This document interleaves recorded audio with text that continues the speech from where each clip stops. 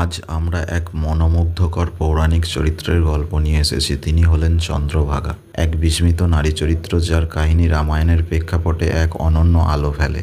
চন্দ্রভাগা ছিলেন মিথিলার রাজা জনকের ছোট ভাই কুশধ্বজের স্ত্রী। জনক ছিলেন মা সীতার পিতা, আর কুশধ্বজ ছিলেন তার অনুজ, এক জনধিপতি ও ধর্মপরায়ণ রাজা।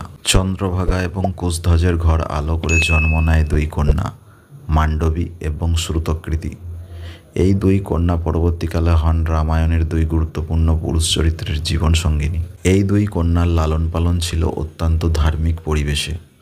তাদের মধ্যে মান্ডবী ছিলেন শান্ত, সংযত ও বুদ্ধিমতী। শ্রুতকৃতি ছিলেন চঞ্চল, প্রাণবন্ত এবং প্রখর বুদ্ধিসম্পন্ন। যখন রামচন্দ্র সীতার স্বয়ম্বরে শিবধনু ভেঙে জয়লাভ করেন, তখন শুরু হয় এক ঐতিহাসিক যুগলবন্দির সূত্রপাত। এই সময়ে মান্ডবীর বিয়ে হয় ভরতের সঙ্গে, আর শ্রুতকৃতি বিবাহ বন্ধনে আবদ্ধ হয় শত্রুঘ্নের সঙ্গে। 4 রাজকুমার আর 4 রাজকন্যা একসঙ্গে বিবাহ ছিল এক অনন্য ঐতিহাসিক মুহূর্ত। যদিও রামের বনবাসের সময় ভরত রাজসিংহাসন গ্রহণ না করে রাম পাদে তার পাদুকা বসান, সেই সময় মান্ডবী ছিলেন তার শক্তি ও সহধর্মিণী। শ্রুতকৃতি ও শত্রুঘ্ন একত্রে এক অনুগামী জীবনযাপন করেন।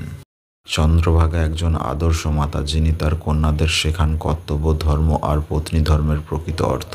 তার অবদান যদিও প্রায়শই অবহেলিত, কিন্তু মহাকাব্যের ভেতরে তিনি ছিলেন এক নিঃশব্দ দূর্তি।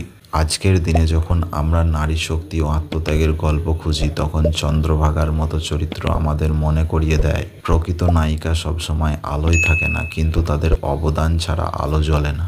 বন্ধুরা, যদি আপনাদের এই কাহিনী ভালো লাগে, চ্যানেলটিকে সাবস্ক্রাইব করতে ভুলবেন না। ধন্যবাদ। জয় সিয়ারাম।